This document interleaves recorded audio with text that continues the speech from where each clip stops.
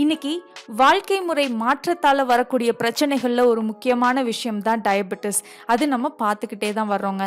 அதுல முக்கியமான மாற்றம் என்ன தெரியுங்களா?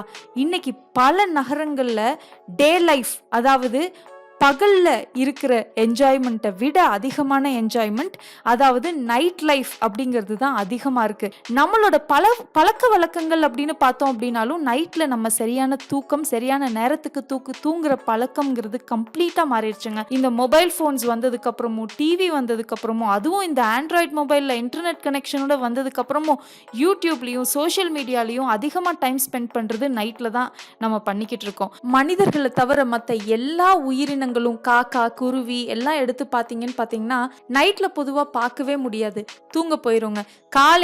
விடிய காலையில கரெக்டா எழுந்து வந்துரும். அதுதான் அதோட லைஃப். நைட்ல தூங்கணும், பகல்ல தான் விழிச்சிருக்கணும் அப்படிங்கிற ரூல் நேச்சர் கொடுத்தது.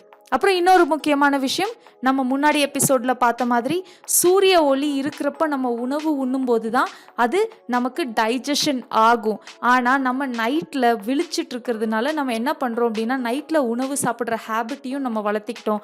அது முக்கியமாக டைஜஷனுக்கு ரொம்ப பெரிய ப்ராப்ளமாக இருக்குது. 21 days டயபெட்டிஸ் சேலஞ்ச் வித் சுபால இன்னைக்கு 14th டே.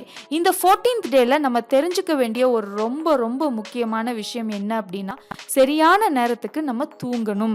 சரியான நேரத்துக்கு நம்ம தூங்கி, சரியான டியூரேஷனுக்கு நம்ம தூங்கி, காலையில ஆரோக்கியமா எந்திரிக்கணும். நம்ம எந்திரிக்கிறப்போ எந்த டயர்டும் இல்லாமல் நம்ம ஃப்ரெஷ்ஷா எந்திரிச்சோம் அப்படின்னா மட்டும்தான் நம்ம முழுமையான தூக்கம் தூங்கியிருக்கோம்னு அர்த்தம். அந்த மாதிரி தூக்கம் நல்லா இருக்கிறப்ப தான் என்ன ஆகும் அப்படின்னா நம்மளோட உடம்புல ரிப்பேர் மெக்கானிசம் அப்படிங்கிறது நல்லா நடக்குங்க. நம்மளோட எனர்ஜி ஸ்டோர் ஆகுங்க. காலையிலிருந்து வேலை செஞ்சுக்கிட்டு வர்றோம், சாயந்தரம் வந்த உடனே நமக்கு என்ன ஆகுது, அப்படியே சோர்வாகுது இல்லைங்களா?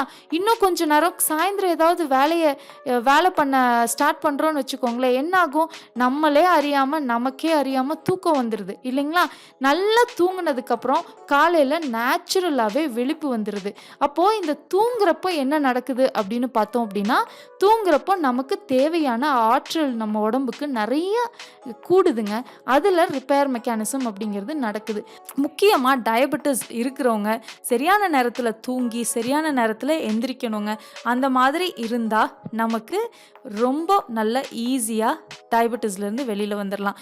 இன்னும் எஃபெக்டிவாக எப்படி தூங்குறது, ரிலாக்ஸேஷன் அப்படிங்கிற ஒரு முறை அப்படிங்கிறத பற்றி நாளைக்கு நம்ம பார்க்கலாம். நன்றி.